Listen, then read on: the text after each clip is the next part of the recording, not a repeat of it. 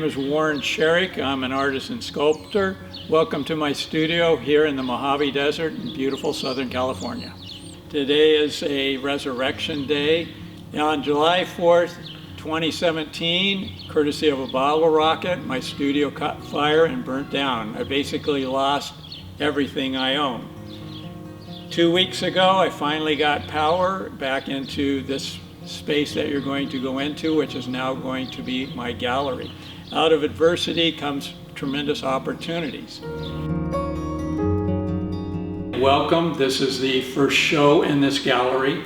These are some of my early works. As you can see, as you look at it, the obvious use of Picasso-like cubistic imagery. The reason I've used this structure is it is very reminiscent of the ideas that I want to bring out. We are made up of component parts. When I talk, I hear my father speak. When my daughter told me the other day, when she talks, she hears me speak. We are part of a lot of things coming together.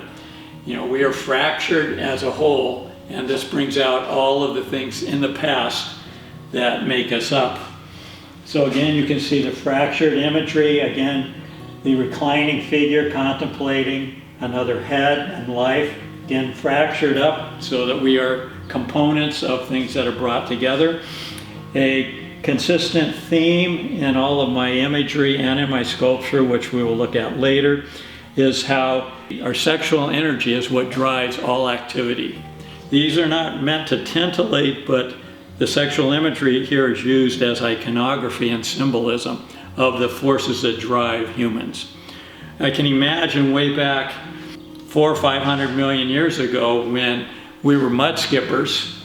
You know, we're sitting in the shore eating, and it had to be a woman, a girl mud skipper who climbed up onto the land. And the guys are looking at her saying, God, Mary Beth has just climbed up out of the water. And then, of course, then the male chases after her. The sexual imagery and recreation is what drives everything that we do. Even art, houses, work, it is all driven by the same primitive force. And the primitive forces is a constant image that I use. This is one solid painting, and it goes around the room and ends on the back wall. It is an encyclopedia of images that I've developed over the last 20 years. And I made this year as kind of my inaugural piece for this opening of my gallery. Each of these canvases is designed to stand alone or as part of a sequence. And again, you have primitive imagery like lizards, frogs, you have dancers in here, you have the fractured parts, construction, bridges, homes, abstract figures, flowing into fish, flowing into Mesoamerican type imagery here. So this is really a compendium of all kinds of information that I've developed over the years. Religious iconography also fits into this because at some point, about probably 500,000 years ago, something miraculous happened. The world and the universe became self-aware. Something that had never been seen in the history of the universe. But the universe started thinking about itself. Dirt started thinking about itself. You know, we are literally the earth thinking about the earth. We are the universe thinking about the universe. Primitive man did not have science, and they went to religion and mythology. And something very interesting happened in 1859. Darwin published The Origin of the Species.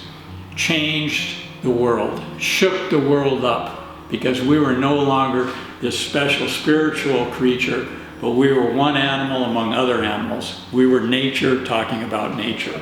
And that is a theme that I constantly go back to in all of my artwork. I personally am a ballroom dancer, so you're going to see a lot of dancing imagery mixed in. But this imagery here, which represents primitive answers to why we exist, is still alive in us all. These discussions are still going on, and even though we have science and scientific answers, Sometimes we're not happy with those. We want a more spiritual answer. Unfortunately, the universe is mute in that, and we're kind of stuck with the scientific answer, even though it is very unsatisfying. It's probably the truth.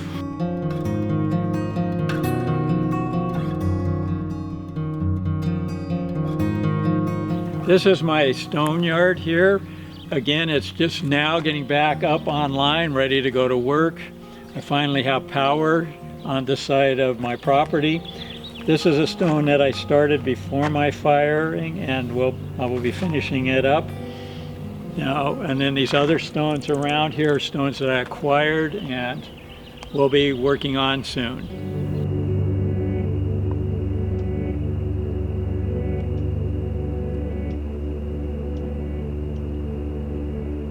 I'm going to show you some very interesting stones and talk about the history of stones. This is a piece of limestone from eastern Canada, and it was a sandstone environment that was hit by a meteor, and then it marbleized the sandstone.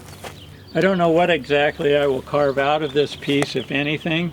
A lot of times I buy the rocks thinking, okay, I will live with them, and then eventually imagery will suggest itself.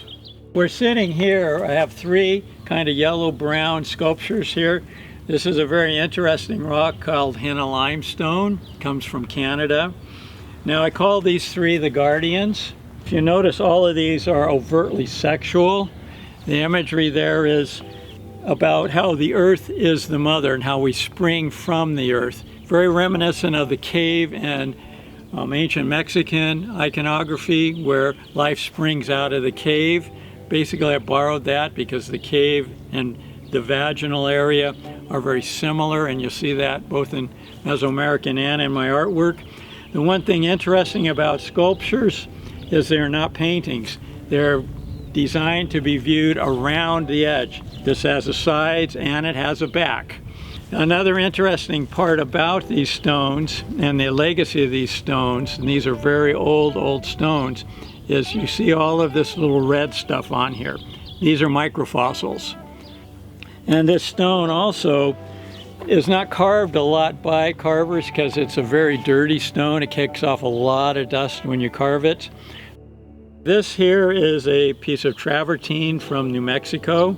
And again, it's got, lots of beautiful carvings in it, similar iconography. You've got the faces, the horns, a lot of sexual imagery. Again, what are the forces driving human activity, human behavior, or basically all life forms on Earth? And that's a theme that you're going to see on all of these.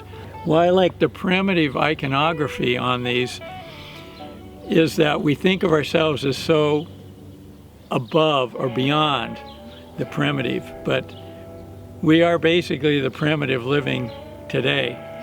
These are the other two henna limestone guardians. Again, it is not that these are animals, but that us as humans are animals, and that we are driven by the forces that drive all of nature. If you notice on these, they have exaggerated vaginal areas. Again, that is symbolic for us coming out of the earth, something I talked about earlier. We are the earth thinking about the earth. I am dirt talking about dirt. I am nature talking about nature. I am nature thinking about nature. And we all emerge out of the earth. We will all go back into the earth. I have a very kind of loving attitude towards the world, and very much not afraid, but really enjoying this journey. So I use these kind of nurturing imagery for that discussion. Other tribes, other types of people have very violent types of imagery, very frightening types of imagery. I just personally don't share that. I kind of like being alive, kind of like my life, kind of like thinking about stuff, and it reflects in the iconography I use. All right, this beautiful sculpture here is made out of New Mexico travertine. Travertine is a precipitate stone. That means high mineralized water goes into the land and leaves deposits. This stone is somewhere between 100 and 200 million years old. In 1950, a uranium prospector wanted to build a house, and he'd been working in New Mexico and was building his house in Utah, and he wanted travertine stones to do it. So he bought a claim in New Mexico to harvest the travertine. That would be in the early 50s. And so they would cut it into blocks. If you've been to the Getty Museum is made with Italian travertine. This is New Mexico travertine. So about 2000, this guy cuts out these stones to sell to carvers. The guy I buy stones from in Ventura buys this stone. Then I buy it and bring it here and carve it. That is just a journey that started 200 million years ago, now is here. Now I carved in all of this iconography here. This stone is going to last thousands and thousands and thousands of years. You know, anyone who purchases a stone sculpture is basically a steward. If you go up, say, 20,000 years from now, after all the cataclysmic wars are over and the earth is healed, this could be a savanna. And there could be a band of hunters coming through here, and they're going to see this stone. And they may set up their camp and process their hunt, their kill for the day, and they're going to be looking at these things, and they're going to understand the iconography here. You know, this is sexual iconography, and it's symbolic for the forces that drive everybody. And that hunter 40,000 years from now is the same as us. The same imagery is there. You go back to the early caveman, Venus of Wallendorf and all these things. They talk about these highbrow as goddess figurines, but what they really are is Billy Bob is sitting there thinking about Mary Jane back at the camp. And the other thing they don't tell you is 3/4 of the petroglyphs from that time frame are pornographic by our standards. We haven't changed, and we aren't going to change. You know, we are driven by these forces, these cosmic forces, the same forces that pushed the mud skipper out onto the land and started our journey. This is another piece of travertine. It comes from the Andes Mountains. Again, I just made a nice primitive kind of head with the horn imagery here. Give you an idea of the weight. This stone weighs over 1,000 pounds.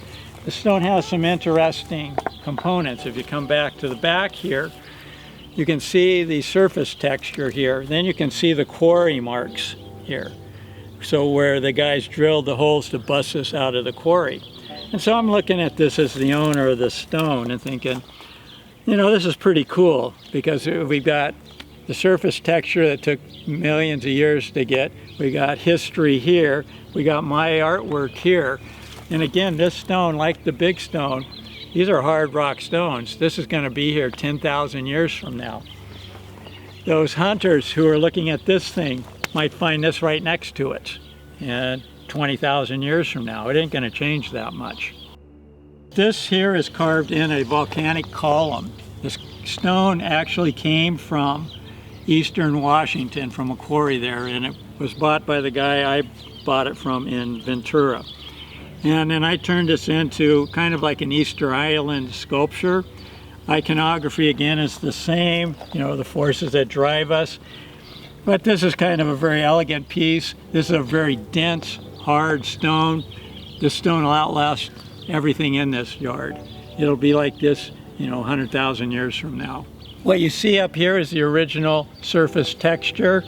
As wind and sand pit this thing, 2,000 or 3,000 years from now, all of this imagery will have this kind of texture on it.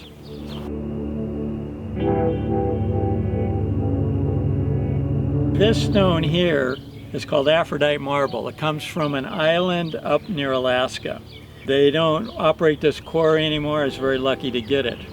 Now the name Aphrodite Marble comes from the fact that this is fossil rich. These are clam shells. And there are other fossils in this, plus this beautiful texture on the outside. This stone is over 400 million years old. They predate our ancestors, the mud skippers, crawling out on land. At that time, there were insects and other little tiny things on the land, but none of the land animals that we think of today. This is a very old stone. This caused me a lot of questions as the artist. You know, I bought this stone, I can do what I want, but do I have the hubris to actually take grinders to 400 million year old? You know, I can't do that. I'm a steward of this rock. I don't really own it.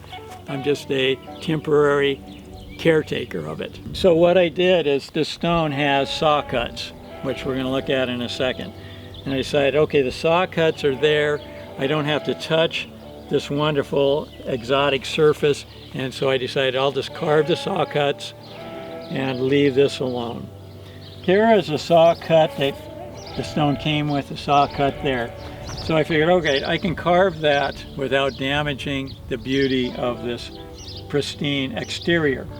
So I did a bas relief of the type of imagery I like. This stone isn't completed. I need to polish it up a little more. But then again, the fossils still show up in here, and they work really well with this type of imagery I like. And the name of this, the Aphrodite Marble. The name Aphrodite Marble goes really well with my imagery because it symbolizes the type of energy that I am representing in my iconography. All right, in the Yucatan Peninsula, in a town called Villahermosa, there is a park called Parque La Venta. The Mexican government has gone and taken all the big, huge Olmec heads out of the jungle to protect them and put them in this park there. I've been there many times. And these sculptures that are in that park are huge, massive things like this one. But here I am, and the first time I was there as a young man, maybe 25. And I'm sitting there having a discussion about art and life with a guy who's been dead for 2,000 or 3,000 years. Our artwork, especially stone pieces, travel through time, and that is what got me into doing stone pieces. This is the first big stone I ever carved, and you can see it is very roughly done. I ruined a lot of tools learning on this thing. You know, it's not a real stellar art piece, but it's dear to my heart because I started working big and in this very hard material. This here is another volcanic column, and again I made an Easter Island type sculpture out of it. I just love this piece. It is a beauty, and like the other one, it is extremely dense stone. This thing will be here for tens of thousands of years.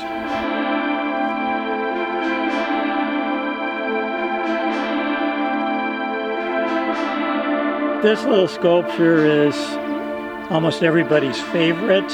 This is a piece of Ballarat marble from the hills north of Ridgecrest. Again, you know, I bought this to carve, but you have this wonderful, magnificent surface here. I figured, nah, I can't do anything. So I carved an ET face on it, had it mounted on this rock, and this is how it's going to go into the future. All right, we're standing here in one of the working spaces here. This is where I repair tools, keep tools, work in ceramics, do my glazing. I have paint here, I have gasoline for my tools, etc., etc., etc. And as you can see from the tour you've been on, I am very fortunate to have such a wonderful place to work.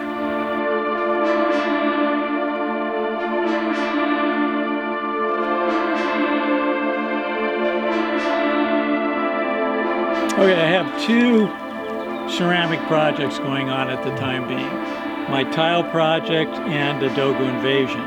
The tile project is a collaboration with local artists. And what you see down here are my tiles and then other artists and poets, writers' tiles. And so they come here, they make the tiles, they engrave either some of the words they've created or messages for the future, or illustrated their tiles. I fire them up, and then myself and them take these tiles and put them out in places to not be discovered now, but to be discovered 2,000 or 3,000 years from now. So when I go hiking and I see a coyote burrow, I'll put a set of these tiles in the burrow. The coyote will, coming out, will pull them down into the ground, and at some point in the future, these will pop out of the hills, and will be rediscovered. Now, I do a lot of writing, but mostly I am an image creator. And so I've taken images that I have created over the past couple of decades and then carved them all into tiles. And these are what I'm contributing to this group of artists, or tile artists, that we're putting out in the future. So somebody, 10,000 years is going to find this. Some kid walking around like we go hunt arrowheads is going to find this image or one of these images. This is going to be some great, interesting find from some Stone Age time period, which is our period now. But these are going to be here. Even if this breaks, the pieces will be there and be reassembled.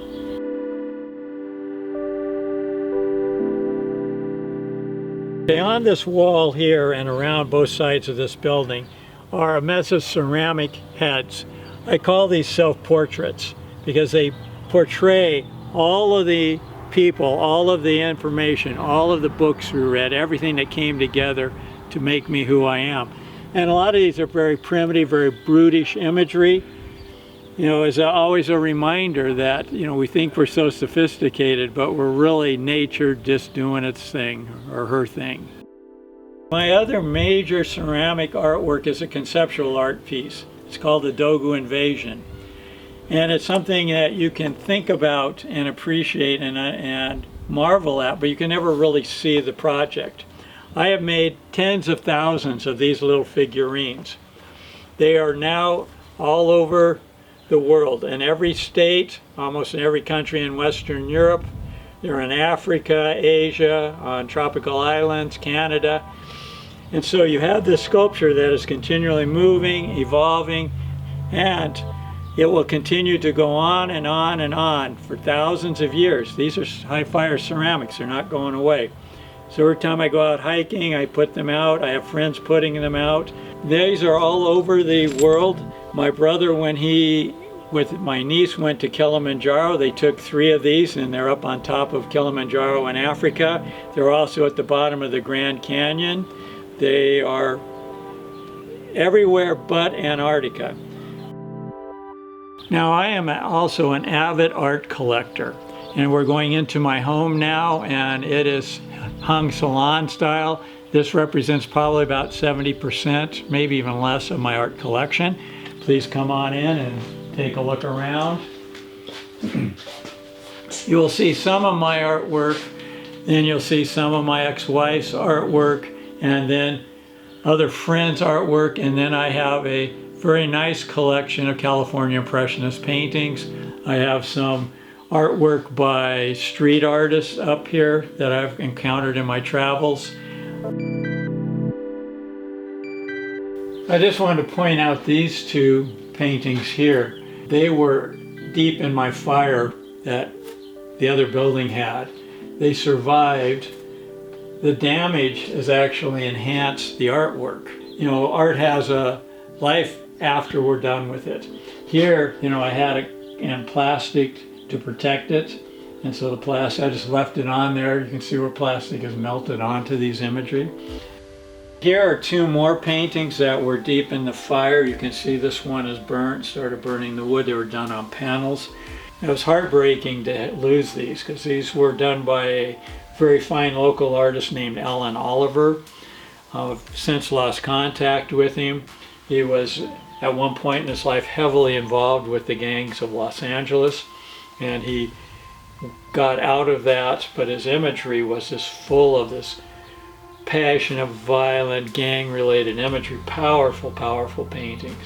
And I had these, I lost 2 others that I had by him that were completely destroyed, but these survived and will continue their journey.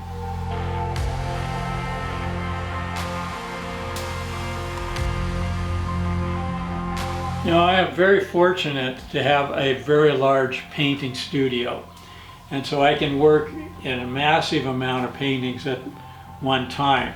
And like the ones in my gallery, these all go together. This is actually the 3rd in the suite. The first 2 are in the other room, and then this painting goes into this one, goes into this one. They can stand alone, they can work as 2, 3, 4, I think there are 9 panels that go in this one. It wraps around to here. And then the same with these big guys here. It wraps around into each other. They can hang by themselves or as a group. The one thing that when I got out of graduate school, I wanted to develop a method of painting where I could actually do a painting a day. Now, I haven't actually achieved 365 paintings in a year, but I've come pretty damn close. So I actually lay these all out and then paint them assembly line. Color A, I go through them all. Color B, through them all. And it allows me to get the productivity that I want out of these. It also allows me to work all nuances of the ideas. So if I have an idea, I may paint 20 versions of it to get the 1 or 2 or the 10 that I like. So it has been a very successful way of working for me.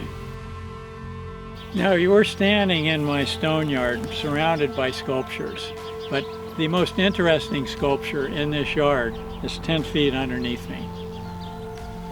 Underneath me right here is a 1985 Volvo station wagon filled with art.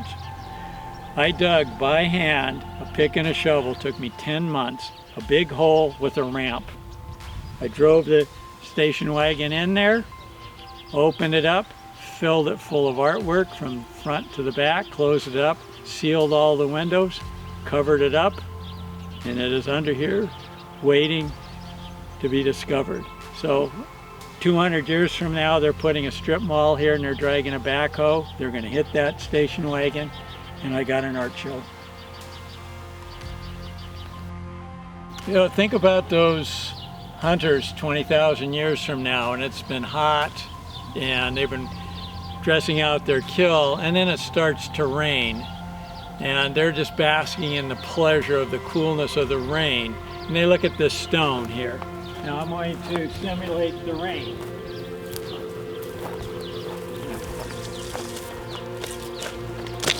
And look at what they see.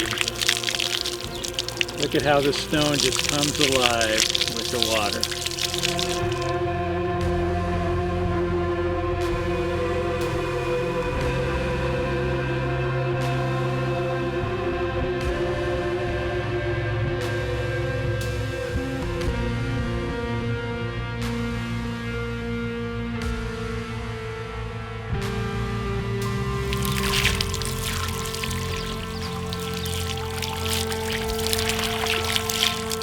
And they know they're in some kind of mysterious, magical place.